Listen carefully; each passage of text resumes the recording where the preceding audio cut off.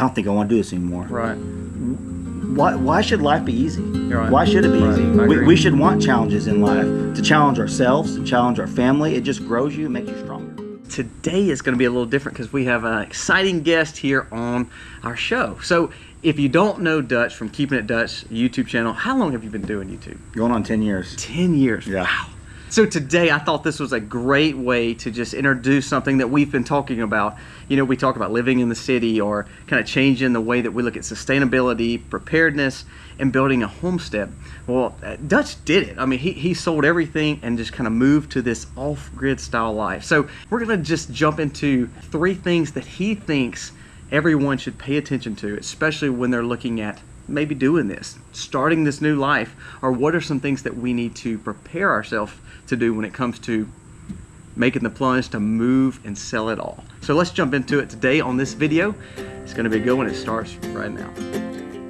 We got time on our side. We're in a state of home. I need you on my fire. Hey guys, welcome to the Max. Thank you so much for being here. If you're new to the channel, go down here, press subscribe, ring the bell, give us a thumbs up or thumbs down. I'm okay with that, but let us know what you think about this content because we wanted to try something different today. Again, someone is living his dream, and I want you to know a little bit more about him. So if you don't know Dutch, which I imagine you do because he's a phenomenal channel to follow. If you have not followed Keeping It Dutch, his wife's channel. Tell me about your wife's channel too. I mean, So we started the second channel because we do all the off-grid stuff on our channel. Yeah. And it's kind of like when your second channel, you're doing more of the family stuff. Yeah. So she's showing more of the girls. We got 3 daughters, and Brandy shows more of all their like cooking and things like that on her channel. So we talked about you've been doing this for 10 years. Tell us about your channel and kind of how it's evolved and what it's about. Okay, Elaborate so I'll tell you, I started YouTube almost 10 years ago. And we've had several different channel names. Did you ever change your channel name, or has it always been the Max? We've shortened it. Okay. We have shortened it. Okay. So we changed it over the years. Now it's called Keeping It Dutch. So if you're not subscribed, go subscribe to Keeping It Dutch. We'd appreciate having you guys there. But all Keeping It Dutch. Dutch is a nickname I got in the Marine Corps.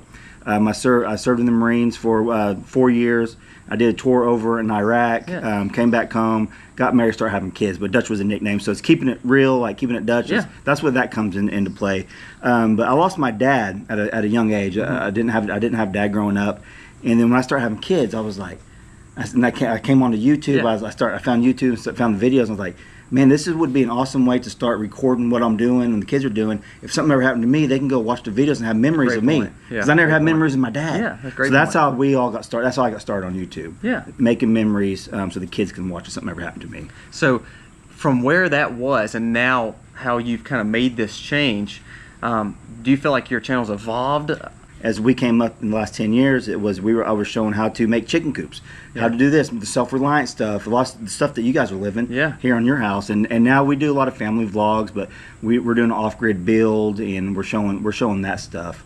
That's what we're fixing to get into there too. So it is crazy. So the whole off-grid thing came to light whenever I was in war in Iraq, and I seen the horrors of it, and I knew that instilled in me when I started my family. I wanted them to be prepared. Us to be prepared as much as possible. That's good, man. That's good. We did a video last week, if you remember, about moving out of the city, or if you're staying in these states in some of these crazy situations.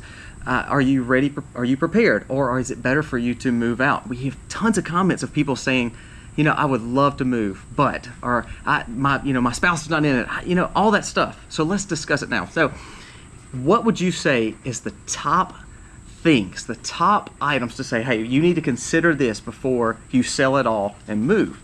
And if so, do you feel like you made the right decisions on some of these decisions? So what would you say the top one thing is? If you're wanting to do what we did, sell everything, move off grid and do that, first of all, it's a struggle. It's a struggle until you get things set. But it comes down to, say you have the money to do it. It's totally different. If you don't have the money, you do have the money. Okay. Before any of that, set your goals. Have your goals set. Have a plan set. Where do you want to move to? Where do you want to live? Then you got to find your land. So that's what we did. In 2019, we purchased land, and we set on it. It was like hunting land. And I knew deep down later I wanted to move on that land. And then 2020 hit. COVID hit. We're all locked down. We're all shut down. And we all seen what happened in the world, right? Crazy. And that's what changed my wife's mindset. She didn't have the same mindset for me for years. And then when that hit, it changed her whole mindset. We do need to be more prepared. off grid doesn't sound so bad now. Yeah. So I mean, that's how that all got started. We purchased land first. The number one thing, figure out where you want to go. You know what I mean? Yeah. Like, where do you want to live? Now you chose to stay in the state. We stayed in the but state. just go maybe deeper in the. I mean, Yep. was it like further out the country? It was or what further out in the country. So we had a 10-acre homestead that we built up, and it's all on YouTube. Yeah. I mean, from the day we bought it until we built 2 houses on it, and then until the day we sold it. But we bought the 40 acres that we're on now, knowing in the future that's probably where we wanted to live. And then 2020 hit and changed all our minds. And so that was our first step, was getting the right property that we wanted to do this. And that's what we did. Found the right property. Now, when you find the right property, what would be the next step? I mean, what would you think the next step would be? So this is assuming that you're if you're married, Yeah. if your spouse is on board with you. So we'll assume that Brandy's on board with this. My wife's on board. So now we found the property. We purchased the property. Now there's we can kind of go back and forth on this. Yeah. You need to find out if you can get water on the property, Right. and you can get electric. So there's a lot of steps in it. You know what I mean? So definitely. so as far as finding the right property, you got to make sure you can get water. Water is essential. You can live without the electricity and all that and the grid, but if you don't have water, you can't. Why would you even buy the property? Right. So you made a comment about, the pandemic hit, and all of a sudden your wife really saw kind of some needs there to say, hey, this off-grid life might be for me. So for the people that say, well, my spouse is not on board, they don't want to buy anything, they don't want to prepare, they don't want this homestead life, they just want to live this American dream of living in the city and buying groceries. What would you say to that person who said, I don't know if I want to go to off-grid life, I don't know if I want to prepare? Yeah. So first of all, if 2020 hasn't changed their mind yet, you guys are in trouble. You're in deep trouble. No, but seriously, if your spouse is not on board, if they're not in compliance, you guys are on the same page, then it's going to be a nightmare for you and for them. Right. They may submit, either one, husband or wife, whatever, and decide, I'll do it. But your life is going to be miserable if you don't have that spouse backing you. Right. So my advice to that: say your spouse isn't supportive, or they just don't understand. They don't see why they want to do this. For instance, show if there's a video that you post. Hey, show Colby's video to him. Just do me a favor. Just watch this video and tell me what you think about it. Do you think if he's telling the truth? If he is, let's do some more research on it. Let's see what we can do. If you're telling people they need to go get certain supplies, or you better be ready because something's about to happen. Right. And then your spouse doesn't believe it or anything. That your job is to show them the truth, and then you can't make them believe it, but that's all you can do. Yeah. So if you can't get your spouse on board with you, it's going to be a struggle. It really is. It's not impossible, but it's going to be a struggle. So you need to work through that more than anything before you all of a sudden just go buy land. Yes. Don't do that singular. You need to do it as a husband and wife, but it's all about making sure you're both on the same page. Yeah. So the first thing I did, I convinced Brandy we need some hunt land in 2019. So then that was my first step she didn't know about. Right. So I kind of did things a little backwards there. Oh goodness. So now we hopefully got the wife on board. We bought the land with her knowing it. Wife or husband. Wife or husband. We're ready to do this. Now we have to sell everything, and we've got to all of a sudden start this. I mean, I imagine you have to have a plan. I imagine not only just is it water, but what's our next step? I mean, do we start building? Do we live in a camper? Tell me a little bit about what you did. Okay. Maybe either the goods or the mistakes that you made that says, you know what, we need to do this better, or no, this was perfect. Okay, so my situation is a little unique because we did the homesteading for 7-8 years up until this point. So I've already made all those mistakes, right? I already, and I'm still making mistakes. Yeah. But I made them all prior. So I knew when we purchased this land and we made a decision, hey, we're probably going to move out here. Yeah. I started clearing. I started making roads. I started clearing some for pasture, but it's all grown up now. But I put a pig pen out there first because I knew I wanted to raise pigs. Yeah. They're the funnest, easiest things to raise. Absolutely. So the very first thing I did is we drilled a well, and then I built a pig pen. So now, before we even moved out there, we have water and we have a pig pen and a pig shelter that we can start raising animals. Right. Number one mistake that I think that new homesteaders or anyone makes, they get animals before they're prepared for them. I've made the mistake a lot. Yeah, that was a big case for us. Is you have to be patient and plan for these animals to be on your farm. If you're not ready for them, it's going to be a nightmare. It's you don't enjoy it. Nope. I mean, you don't enjoy it at all. So that's a great thing. Yeah, so get your you got to get everything planned out as far, like you said, what's your plan to do it? Our plan was we had it early, so we had the land before, so I was able to get the water, get the pig pen, and then when we decided to sell, our plan was, do we want to put a tiny cabin out here? Do we want it, or do we just want it something quick and get a camper and move into the camper. We were going towards the tiny cabin and build it and then sell, but we went ahead and listed the land because we were afraid the bubble was gonna, like, we need to sell. It sold in like 2 weeks, and so we got a camper.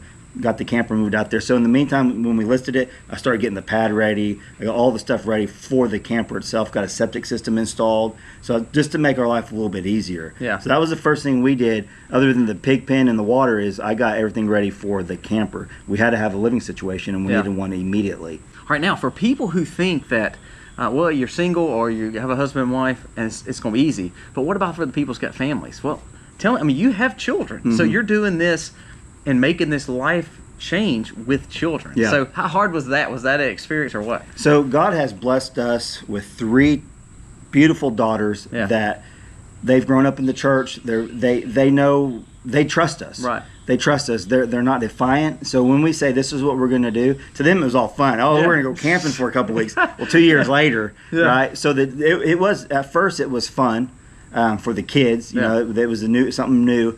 But when you're in a camper for 18 months, it gets old pretty quick. I don't want to go camping for a while. It gets old pretty quick. But the kids, they did the best. They did the best they could. We, as kids, we adapt. We do what our parents. I did it whenever I was a kid. I'm sure you did it. The living situation, you don't want to put your kids in a bad situation. All of a sudden, we weren't. We knew we had a goal, long-term goal, that it was going to pay off in the long run. So this short amount of time to sacrifice to stay in the camper or tiny cabin was going to be well worth it for them and for us in the future, because now we start building a house debt-free as far as the land and the house goes.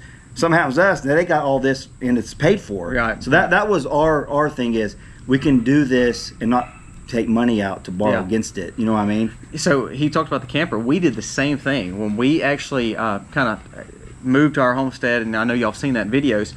We did the same. We lived in this little, it was a 1998 Winnebago with no slide outs. How many kids did you have at the time? I had 4 at the time. That's more than we got. Yeah, dude, it's crazy. It was absolutely crazy. So my wife said the same thing. She said, we will never go camping ever again. Hey, the kids would be like, hey, when you go camping, I'm like, we live in a camper. That's right. Like, what are you talking about? I know. You know, you've been doing this for a while. You have children. You have a wife that believes in it. It can be done, and it's not just a quick thing. I mean, it takes time. So what happens when, you plan, and all of a sudden it goes wrong? I mean, or something goes, you have to adapt because it didn't work out like you thought. What would you say to most people that says, you know what, I give up? No, let's push through it. How's that adaptability really play into this? So we're not completely debt free. Our land and our house are. So we bought some other land and stuff, so it's investment. So if you got your plan, you're gonna have a plan, right? We all got plans. Things are gonna mess up. I was telling Colby, I was like, when it's 33 degrees outside or 30 degrees outside and it's about to freeze, and you're living in a camper and you're using a generator to run your camper heater and all that stuff, and it goes out, and it's the weekend and it's calling for teens all weekend, then your pipes freeze, you better be ready for it, because it's going to happen. Everything happens when things break down or things go wrong. It's in the most inconvenient time. When we was getting ready to come to your house, I texted you and I said, dude, we're running a little late. My generator broke, because we're off grid. We have solar, but our main source is a generator that we charge our batteries with. Why? Because we're trying to do everything out of pocket, like we talked about. So the solar, that's one thing I should have done very first. If I can go all over again, I would buy the solar. I'd have bought the solar first for sure. Have that power source out there. But we run generator. That's just the reality of it. It went out the night before we're coming. All my batteries went dead. It was pouring down rain, so the solar wasn't charging. So then I had to go get a new generator. Yeah, because you have a fridge. I mean, you have food and everything. Freezer and everything. That was the thing. We had to have the freezer going while we're gone. Come see you guys. So that's the thing. We've come home with frozen pipes, because the propane coming into the camper, the lid came off where the regulator's at. It got ice in it. It froze everything. I'm underneath the camper fixing stuff. The one thing I found out as a husband, if you can make your wife and kids happy, no matter what you got to go through to do that, it makes your whole world happier and more pleasant. So as long as they have the convenience of the heat, which I call inconvenience, it's a necessity. Heat and air conditioner, everything you can kind of get past. You know what I mean? So it's all about just making those preparations and really adapting to whatever situation. You have to overcome that. Just like in the Marine Corps, that was our slogan: overcome and adapt in every situation. And you can't let that deter you from, I don't think I want to do this anymore. Why should life be easy? Right. Why should it be Right. easy? I agree. We should want challenges in life, to challenge ourselves and challenge our family. It just grows you and makes you stronger. Don't be scared to go outside your little bubble that you're living in your home to do the things that you know deep down that they need to do. Yeah. If it is going out and preparing, going to buy some food storage or extra water, don't let other people tell you you're weird or crazy or goofy for doing it, because though I found out real quick, we lost power in our town for about a week and a half. Yeah. And all those people that used to tease me and laugh at me and all fun and games, they were hitting me up, hey, you got a generator I could do? Hey, you got a power bank I could use? They come to us. So that's how I'm telling you, just be prepared for yourself, and everything's going to work out. All right, as we wrap it up, I want to ask one more question to you. It's 33 degrees, you have no heat, or it's hot outside, or you're trying to get your freezer to start, and it's not as easy as just plugging it into the wall. So if someone is kind of in this place and they're saying they want to do this, they understand there's some detriments, they understand there's some adaptability, what are some words of encouragement to say, you know what, it may be time to move out of the city. It may be time to make that change, no matter what your age is. You're not 18, you're not 19, you have a family. What would you say is some good encouragement for someone to say, you could do this? Okay, so that's the thing. Like, if you have a dream, don't just keep sleeping on that dream. Make it your reality. Yeah. There's so many people out there that tell you, oh, that's a dumb idea, that's stupid. It's your dream. Don't let anyone tell you guys that your dream's a bad dream or you can't do it, because you can do it. We're doing it, right? And maybe that wasn't Brandy's dream, my wife's dream from the very beginning, but she started to see this world, how this world's imploding and everything's just coming, that we need the security of the off-grid, which we do rely on fuel and stuff. Yeah, you get it, absolutely. But the security of that, the food storage. That's why we come to visit you. We want to see how you guys are preparing your food. Yeah, you got to surround yourself with like-minded people. Definitely. If you're if you're surrounding yourself with people that are just nothing but negative and telling you can't do it, you'll never do it. You won't get out of that rut. You need to break the chains for yourself. Yeah. And if you have a passion or a dream and you're scared to do it, you have to step outside and just do it, or it won't get done, and you'll have regrets. That was my biggest thing, because I quit my job 2 years ago to do this full time. Be with the kids full time, my wife full time, homesteading, building a house full time. My only regret that I was thinking is I don't want regret not doing it. Right. We have our children for just a short amount of time, and I knew that window was going to pass quick. And you see the value in fatherhood. Gosh, absolutely. You not having a father, at absolutely. a young age. That's exactly right. I want to be the best father I can, and I was presented with the opportunity where I was able to do this and be with my family. I mean, that's glory to God, all God right there. It made that happen. I look at everything, and we've mentioned it before. With the 3 S's. You think of stewardship and how God's blessed you with this earth. You want to partake of it. You want to serve on it. Stewardship with your children. How important it is to be the father that you want to be and take care of them. And sustainability, you're building a sustainable life on a piece of property that is like a dream come true. Adapting, but understanding it's something there for you, and then satisfaction, and then knowing that you've been blessed to be able with your children, to spend time with your wife, and to do this thing we call life. I think that's awesome. Yeah, we love it, man. Okay, so the rain is coming in. We're going to wrap this up, but I want you to understand this guy is doing some amazing things on his channel, and you could go back and watch it over time and see his homestead, see what he's done, see the great content he has. He's got this other property, he's got this off-grid life going, and he is teaching it along the way and actually living it, and understanding some adaptability has to come. So if you're looking to make that change, or you're thinking you want some encouragement, this would be a great channel for you to watch. Keeping It Dutch. Check them out. Subscribe to them. Check his wife's channel out. We'll link both of those channels below, because it's kind of like me. You see me, and I'm the ugly one. So you can go to Max Life and see the kids and all that. Dutch has got a great channel, but his wife has a great channel too. Check them out. See how their kids and their life is adapting, and this off-grid life that they're trying to build at Oklahoma. Thanks for having us, man. We appreciate it. Man. We're glad you're here. Yep. Let's go eat some dinner. God bless. Happy homesteading, y'all.